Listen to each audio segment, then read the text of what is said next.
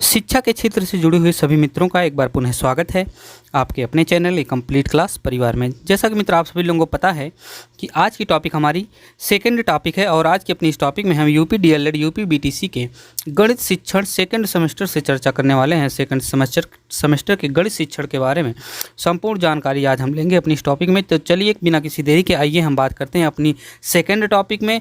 UP DElEd के second semester गणित शिक्षण के बारे में हम जानेंगे और सेकेंड टॉपिक हमारी स्टार्ट होगी आज 25 नंबर के क्वेश्चन से, क्योंकि इसके पहले हम 25 नंबर यानी 25 क्वेश्चन पूरा टोटल कर चुके हैं। आइए हम 26 नंबर के क्वेश्चन के बारे में बात करेंगे आज की अपनी इस टॉपिक में। 26 नंबर का क्वेश्चन हमारा है यक्स की घात 3 + 1 और यक्स की घात 2 - 1 का मासा आपको बताना है। तो मित्र आपको पता होना चाहिए मासा की अगर हम बात करें तो मासा ऐसी संख्या, चाहे वो अचर हो चाहे चर हो, को लेते हैं जो दोनों में कॉमन हो। और दोनों में अगर हम कॉमन की बात करें तो देखिए इसमें यक्स की घात 3 + 1 है और इसमें यक्स की घात 2 - 1 है। इसकी मासा की अगर हम बात करें तो आप अगर डिस्क्रिप्टिव में जाएंगे तो आपको इसको पूरा हल करना पड़ेगा और हल करते वक्त आपको लगाना पड़ेगा a की घात क्यूब + b की घात क्यूब का फार्मूला। और इसके लिए आपको लगाने पड़ेगा इस वाले के लिए a² - b² का फार्मूला। और हालांकि अगर मैं डायरेक्ट इन दोनों की बात करूं तो आपको पता होना चाहिए कि इसमें और इसमें दोनों में कॉमन है यक्स + 1। ठीक है, आप इतना समझ सकते हैं। लेकिन अगर मैं डिस्क्रिप्टिव की बात करूं तो डिस्क्रिप्टिव में जब मैं a³ और +b का क्यूब का फार्मूले की बात करूंगा तो a³ + b के क्यूब का फार्मूला होता है a³ + b का क्यूब का फार्मूला होता है मित्र एक ब्रैकेट में a + b और दूसरे ब्रैकेट में होता है a² - ab + b²। ठीक है, ये चीज़ होता है a³ - b³ फार्मूला। अब पहला है a³ - b³ फार्मूला, a की जगह पे है x³ और b की जगह पे है 1। तो आप यहाँ लिखेंगे a की जगह पे x लिखेंगे प्लस आप लिखेंगे 1, फिर ये ब्रैकेट बंद हो जाएगा। दूसरे ब्रैकेट में आप लिखेंगे x² माइनस a × b का मतलब होता है x × 1, तो x ही होगा। फिर आप लिखेंगे प्लस का चिन्ह लगा के b² यानी 1 का स्क्वायर। ठीक है, अब यहाँ से आपको क्या मिला, अभी देखो दोनों कॉमन, यहाँ से आपको x + 1 मिल गया। ठीक है, अब दूसरी समीकरण में भी हम जब दूसरा समीकरण इस वाले x² - 1 को सॉल्व करेंगे तो उसमें भी x + 1 आना चाहिए। अगर ऐसा आता है तो आप समझ लीजिए कि x + 1 आपका सही होगा मासा के रूप में, क्योंकि वो दोनों में पाया जाएगा। तो चलिए हम a² - b² की बात करें तो ये लिखा जाता है बराबर एक ब्रैकेट में a + b और दूसरे ब्रैकेट में a - b। अब a का मतलब हुआ भैया यहाँ पे x² यानी a का मतलब हुआ भैया a का मतलब क्या हुआ x, a का स्क्वायर का मतलब हुआ x²। तो a की जगह आप लिखेंगे x और b की जगह आप लिखेंगे 1। तो यहाँ से आपको और दूसरे ब्रैकेट में x - 1, तो यहाँ पे भैया आपको x + 1 मिला और यहाँ पे भी x + 1 मिला। मासा का मतलब यही होता है जो दोनों में कॉमन हो। ठीक है, तो आप समझ गए होंगे कि हम कहना क्या चाह रहे थे और सही उत्तर क्या होगा x + 1 होगा। ठीक है, आइए हम आगे की क्वेश्चन की बात करें तो आगे वाला हमारा क्वेश्चन है, अगला क्वेश्चन हमारा है अगले नंबर का हमारा क्वेश्चन है, एक मिनट थोड़ी सी प्रॉब्लम। अगला नंबर क्वेश्चन हमारा 27 नंबर का क्वेश्चन है 3x² y² 4xy का लघुत्तम समाप्त वर्ग क्या होगा। 27 नंबर का क्वेश्चन ठीक इसी पैटर्न पर ये भी है। तो 3x² y² को आपको अगर बात करें यहाँ पे तो मित्र सेम वही पैटर्न, सेम वही चीज़ कि इसमें कॉमन क्या होगा। तो हम कॉमन की बात करें तो हम इसको तोड़ के इस तरह से लिख सकते हैं 3x² y² को आप लिख सकते हैं इसको, एक मिनट, इसको आप लिख सकते हैं = 3 × x की घात 2 दिया गया है यानी x × x 2 बार, फिर गुणे y की घात 2 यानी y × y। ठीक है, इसकी बात हम करें। अब फिर हम 4xy की अगर हम बात करें तो इसको आप लिख सकते हैं 2 × 2 यानी 4 गुणे x दिया है गुणे y। ठीक है, अब आपको क्या करना है, आप एलसीएम का मतलब होता है जो दोनों में हो। ठीक है, जो दोनों में हो।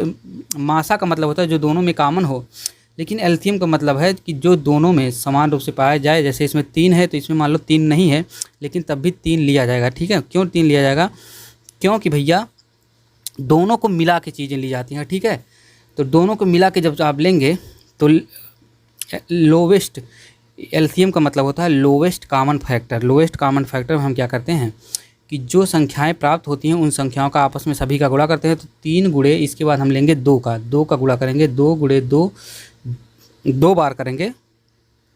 इसके बाद अधिकतम घात तक मतलब करते हैं। जैसे यक्स कितनी घात तक कितने बार तक गुणा हुआ है, 3 बार तक, तो हम गुणे 3 यक्स गुणे यक्स करेंगे कितनी बार, 2 बार। वाई कितनी बार गया है, अधिकतम घात तक हम लेंगे तो वाई गुणे वाई 2 बार। अधिकतम कितनी बार तक गया है कोई संख्या जो आई है, ठीक है। जैसे 3 आया, 3 अधिकतम कितनी बार गया है, 1 बार। 2 अधिकतम 2 बार। यक्स आया, इसमें भी यक्स इसमें आया तो कितनी बार गया है, 2 बार गया है। चाहे दोनों में आया हो या ना आया हो, जो संख्या दोनों में मिल के आई हो या नहीं आई हो मिल के, तब भी हम उसको अधिकतम बार तक लेते हैं। तो यहाँ से आपको मिल रहा है 3 दूनी 6, 6 दूनी 12।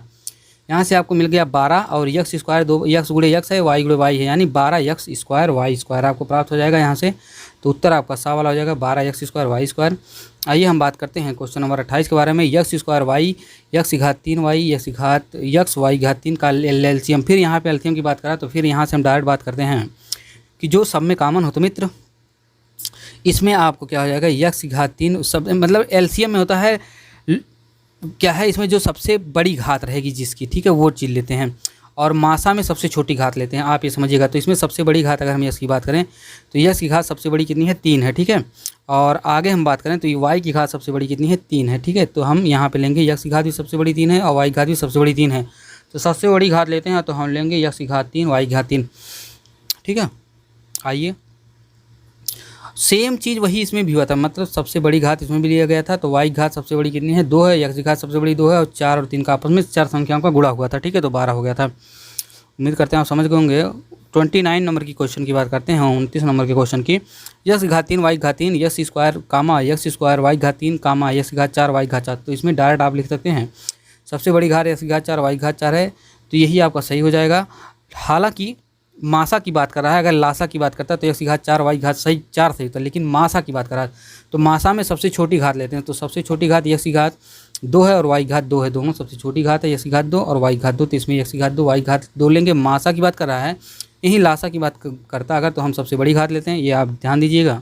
और अगर इन सभी के साथ कोई चर संख्या जुड़ी होती, ठीक है, जैसे 2 4 6 जुड़ा होता है, सबका आपस में हम गुणा करा देते हैं, ठीक है, तब लिखते हैं। आइए आगे बात करते हैं। भाज्य का सूत्र है, तो भाज्य का सूत्र मित्र होता है भाज्य बराबर भाजक गुणे भागफल धन शेषफल। ये होता कैसे है, तो ये देखिए, ये कुछ इस तरह से होता है। जैसे आप इसको कहते हैं भाजक मतलब होता है जिससे आप भाग देंगे, और भाज्य मतलब होता है यहाँ पे भाज्य लिखा जाता है मतलब जो कटेगा, यानी कटने वाला, ये सबसे बड़ा होता है इन सभी में।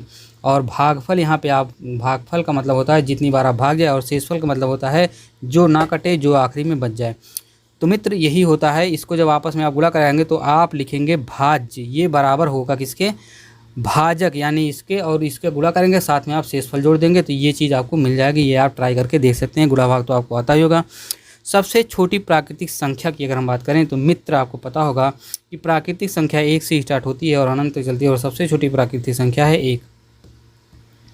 आइए हम आगे बात करते हैं क्वेश्चन नंबर 32 के बारे में। 1 की पूर्ववर्ती संख्या का क्या है, तो मित्र पूर्व माने क्या होती है, पहले की संख्या।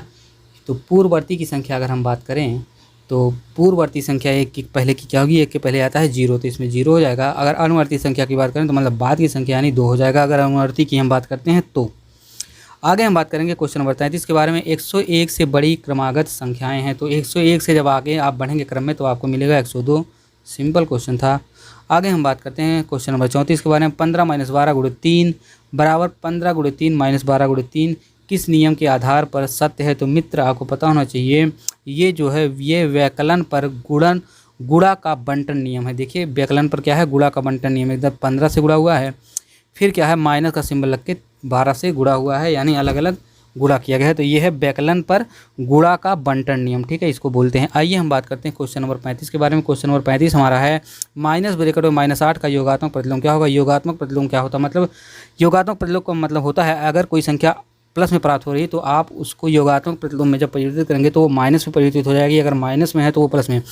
अब यहाँ से -8 माइनस ब्रैकेट में -8 की अगर हम बात करें तो ब्रैकेट जब हम खोल देंगे तो ये 8 जो है वो प्लस में प्राप्त होगा, और इसको जब हम योगात्मक प्रतिलोम में बदलेंगे तो हमने कहा माइनस का चिन्ह अगर प्लस है तो माइनस में बदल जाएगा, तो आपको मिल जाएगा -8, ये योगात्मक प्रतिलोम होगा। अगर यहाँ पे माइनस लगा होता तो ये प्लस में हो जाता 8, तो यहाँ पे सही उत्तर आपका होगा -8, यानी आ वाला चिन्ह बदल जाएगा।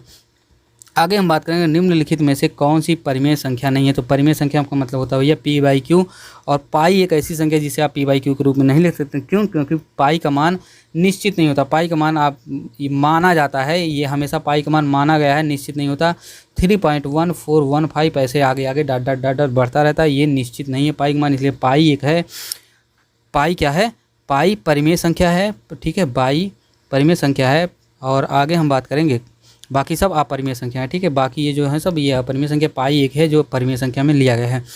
आइए हम बात करते हैं धन पूर्णांक 3a+5 के ठीक बाद का धन पूर्णांक होगा। तो मित्र आपको पता होना चाहिए धन पूर्णांक का मतलब होता है उसमें -1 का गुणा आप कर दीजिए। किसी भी संख्या में अगर उसका धन पूर्णांक की बात की जाए तो उसमें आप -1 से गुणा करेंगे तो वो जो प्राप्त होगी संख्या वही होगी धन पूर्णांक। तो इसमें क्या होगा, क्वेश्चन नंबर हम 30 किसकी बात करें, क्वेश्चन 37 की बात करें, धन पूर्णांक 3a+5 के ठीक बाद का पूर्णांक क्या होगा।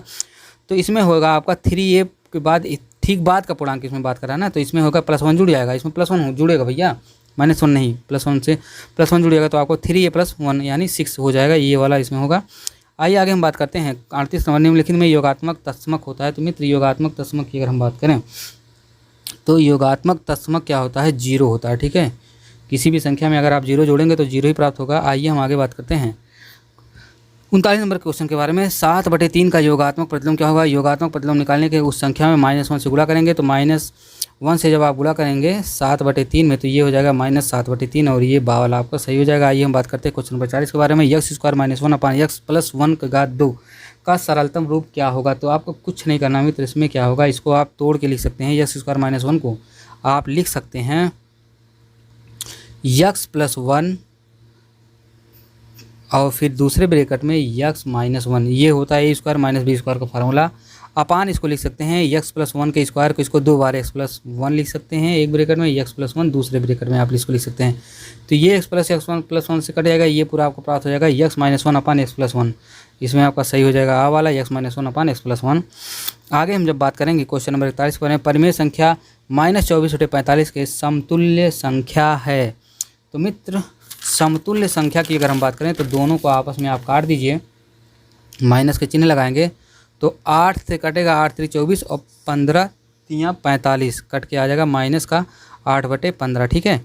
आइए आगे हम बात करते हैं क्वेश्चन नंबर 42 के बारे में। समीकरण x/4 + 10 = -4 में x का मान आपको बताना है। तो इसमें क्या हो जाएगा, आपको कुछ नहीं करना है, सिंपल क्वेश्चन है। इसमें क्या करना है, x/4 + 10 = -4 है, ठीक है। अब क्या करना है आपको जब इसको आप सॉल्व करेंगे तो आप लिखेंगे x + 40, क्यों, 4 का गुणा हो जाएगा 10 में तो हो जाएगा 40 बटे हो जाएगा 4, ठीक है, बटे आप 4 रहेगा ही और इक्वल टू आप लिखेंगे -4। इसके बाद जब आप इसको सॉल्व करेंगे तो ये क्या होगा, ये इधर कितने में है भैया, इधर भाग में तो उधर चला जाएगा, 4 के साथ गुणा हो जाएगा, ठीक है। यानी हो जाएगा आपका जब इधर गुणा में जाएगा तो x + 40 इक्वल टू हो जाएगा -4 × 4, ठीक है। ये चीज़ आपको प्राप्त होगा -4 × 4। तो आपको ये दूसरी लाइन प्राप्त हो जाएगा x + 40 बराबर हो जाएगा -4 × 4 यानी माइनस का भैया बराबर -16। ये चीज़ आपको मिल गया, x + 40 बराबर -16। अब x को आप इधर रखिए और 40 को +40 उधर लेके चलाइए तो माइनस में हो जाएगा, यानी -16 और -40, ठीक है। ये जब उधर चला जाएगा तो क्या हो जाएगा, इधर प्लस में उधर चला जाएगा, माइनस में हो जाएगा, -40 हो गया तो -16 -40 दोनों का चिन्ह माइनस में लगेगा और 16 40 कितना हो जाएगा, -56। तो आपको कितना मिल जाएगा, -56। आपका सही आंसर इसमें हो जाएगा option number A, -56। Question number 43 की हम बात करें। एक वर्ग जिसकी भुजा 1.6 मीटर है, वर्ग का क्षेत्रफल आपको बताना है। तो मित्र आपको पता होना चाहिए वर्ग का जो क्षेत्रफल होता है वो होता है, वर्ग का क्षेत्रफल अगर हम बात करें तो होता है भुजा का स्क्वायर, और इसमें भुजा दिया गया है 1.6 और 1.6 का जब आप स्क्वायर करेंगे यानी 1.6 × 1.6 यही बराबर हो जाएगा कितना, 256, यानी 16 16 256 और दशमलव लगा है एक अंक पे तो आप एक अंक छोड़ के दशमलव लगाइए तो हो जाएगा 2.56, ठीक है, मीटर वर्ग मीटर। आगे हम बात करेंगे 2.56 वर्ग मीटर, यही वाला को यहाँ में सही हो जाएगा। अगर दशमलव नहीं लगाओ तो 256 वर्ग मीटर होता है, यहाँ दशमलव लगा इसलिए ये होगा 202.56 वर्ग मीटर। आइए हम बात करते हैं क्वेश्चन नंबर 44 के बारे में। सबसे छोटी सम अभाज्य संख्या है। तो मित्र आपको पता होना चाहिए सबसे छोटी और सम की बात करें और अभाज्य संख्या की बात करें तो वो है 2 एक ऐसी संख्या है जो सम भी है और अभाज्य भी है, ठीक है। तो ये हम अपनी पिछली वीडियो में बता चुके हैं मैथ की संख्या पद्धति में पूरी डिटेल में। आप संख्या पद्धति की क्लास नहीं देखे तो जाके जरूर देखिए। क्वेश्चन नंबर 45 की बात करते हैं, प्लेलिस्ट में आपको मिल जाएगी। किसी त्रिभुज का क्षेत्रफल 45 वर्ग सेंटीमीटर तथा आधार 15 सेंटीमीटर है तथा त्रिभुज की ऊंचाई आपको बतानी है। तो मित्र क्षेत्रफल आपको दिया गया है 15, आधार दिया गया है, सॉरी क्षेत्रफल 45 है, आधार 15 दिया गया है। तो क्षेत्रफल बराबर होता है किसी त्रिभुज का, यानी 45 दिया गया है क्षेत्रफल यानी 45 बराबर होगा 1/2 आधार गुणे ऊंचाई यानी 15 गुणे ऊंचाई आप लिख सकते हैं। इसको आप इधर गुणा में है तो इधर अब आएगा तो भाग, इधर भाग में तो इधर आ जाएगा गुणा में हो जाएगा, यानी 45 गुणे 2 बटे ये गुणा में है तो इधर भाग में जाएगा, यानी 15 3 45 यानी 3 दूनी 6 आपको क्या प्राप्त हो जाएगा ऊंचाई।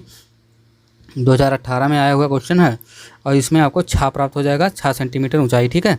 क्वेश्चन नंबर 46 की अगर हम बात करें तो क्वेश्चन नंबर 46 कर रहा है ऋण पूर्णांक संख्या है। तो मित्र आपको पता होना चाहिए ऋण पूर्णांक संख्या कहाँ से स्टार्ट होती है, जीरो के पीछे से, यानी जीरो के बाद आती है। जीरो ना धन है पूर्णांक है ना ऋण पूर्णांक, तो आता है फिर -1 -2 -3 इसी तरह चलता रहता है। तो अपान में नहीं रहता ऋण पूर्णांक, तो आपको प्राप्त होगा -5 जो प्राप्त होगा वही होगा ऋण पूर्णांक संख्या -5। और जीरो क्या है, ना ऋण पूर्णांक है ना धन पूर्णांक है, और इन सबको हम ऋण पूर्णांक धन पूर्णांक में नहीं लेंगे। आइए हम बात करते हैं क्या शून्य का गुणात्मक प्रतिलोम होता है। जी हाँ, शून्य का गुणात्मक प्रतिलोम नहीं होता, क्योंकि भैया शून्य की कोई वैल्यू रखी नहीं गई तो उसका आप किसी में गुणा करेंगे तो शून्य प्राप्त होगा। आप समझ रहे हैं ना, किसी संख्या में शून्य का गुणा करेंगे तो भैया क्या प्राप्त होगा, शून्य प्राप्त हो जाएगा। ठीक है। आगे हम बात करते हैं किसी संख्या में आप शून्य जोड़ेंगे तो वही संख्या प्राप्त होगी, लेकिन गुणा कर देंगे तो शून्य हो जाएगा वो। आइए हम आगे बात करते हैं क्वेश्चन नंबर 48 के बारे में। -1 और 1 के बीच कितनी परिमेय संख्याएँ प्राप्त की जा सकती है। तो मित्र आपको पता होना चाहिए -1 और 1 के बीच में अनंत संख्याएं आप लिख सकते हैं। ठीक है। तो अनंत से देखिए कैसे आप ये लिख सकते हैं, -1 और 1 के बीच में 1/2 1/3 1/4 सॉरी -1 और -1 के बीच में क्या है, आप अनंत संख्या ये लिख सकते हैं कि जो 1 से कम हो। जैसे 1 से कम कितना होगा, आप 1 से कम लिख सकते हैं 0.50। तो 1/2 कितना है, इसको काटेंगे तो क्या 0.50 होगा, इसलिए 1/2 1/3 1/4 मतलब इस तरह से आप जो है जो संख्या लिखेंगे -1 से बड़ी हो 1 से छोटी हो। ठीक है। 1 से तो ये बहुत संख्या आएंगी, कुल सब अपान में होंगी। ठीक है। तो ये हो जाएंगी अनंत संख्याएं आपका हो जाएगा। और -8 का योगात्मक प्रतिलोम की अगर हम बात करें तो -8 का योगात्मक प्रतिलोम मतलब होता है मित्र कि भैया जिस संख्या का योगात्मक प्रतिलोम पूछ रहा है उस संख्या का केवल आपस में चिन्ह बदल जाता है, और -8 का योगात्मक प्रतिलोम हो जाएगा +8। तो +8 कहीं दिया नहीं गया है, इसलिए इसमें दा वाला सही हो जाएगा, इसमें से कोई नहीं। और -16 का योगात्मक प्रतिलोम की बात करें तो मित्र -16 का योगात्मक प्रतिलोम चिन्ह केवल बदलेगा और आपको प्राप्त हो जाएगा 16, और 16 भी इसमें कहीं नहीं दिया गया है, इसलिए दोनों में कोई नहीं उत्तर सही होगा। और आज की टॉपिक यहीं तक, क्योंकि मैं बड़ा नहीं करना चाहता। आप थोड़ा थोड़ा पढ़िए, सिस्टमेटिक पढ़िए, ढंग से पढ़िए। अगली टॉपिक कल, अगली टॉपिक फिर 25 क्वेश्चन के बारे में, फिर 25। तो यह हो जाएगा बहुविकल्पी खत्म। सभी मित्र को नमस्कार, धन्यवाद। वीडियो को अपने दोस्तों के पास पहुंचाएं ताकि मेरे द्वारा जो किया जा रहा है संघर्ष वो सार्थक हो और हमारे सभी मित्र जो गांव में रह रहे हैं वो अच्छा नंबर गणित में पा सकें। बाय बाय सभी मित्रों को, नमस्कार, धन्यवाद। हमारे सभी प्यारे मित्रों को वीडियो को मित्र शेयर कर दीजिएगा अपने सभी प्यारे दोस्तों के पास।